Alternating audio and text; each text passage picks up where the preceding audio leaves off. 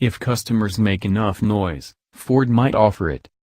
The new 2020 Mustang Shelby GT500 has a lot to offer. One thing it doesn't offer, to the frustration of more than a few Mustang enthusiasts, is a manual transmission. The new car only offers a single transmission option, and though a paddle-shift 7-speed dual-clutch gearbox isn't anything to sneeze at, there is something to be said for the good old feel of directly moving levers and cables to change gears. The GT500's main competitors dish up a manual, and according to Road and Track, future GT500 models might as well. The magazine had occasion to speak with Ford Performance head engineer Carl Widdman today, shortly after the big GT500 unveiling this morning. In that discussion, Widdman didn't confirm anything relating to a manual transmission. However, with regards to such an option, he did reportedly say that we always listen to what our customers want, right?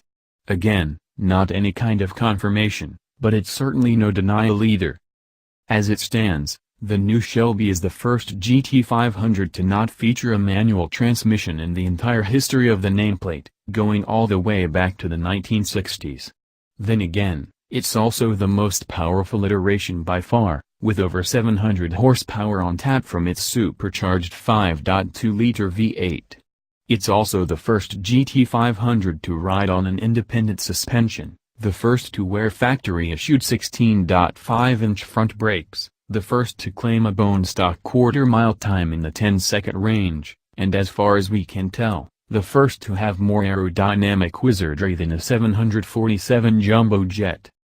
For that matter, it's also the only car in its Detroit-based pony car category to offer a DCT, and that could certainly play a part in both its straight-line and road course performance. Ford says the transmission can swap cogs in 100 milliseconds, which is much faster than you can save the manuals. When will the GT500 be available? A time frame hasn't been offered yet, but it likely won't hit showrooms until fall. That's certainly plenty of time for Ford to toy with the notion of bolting in a third pedal, for old time's sake. We certainly wouldn't mind.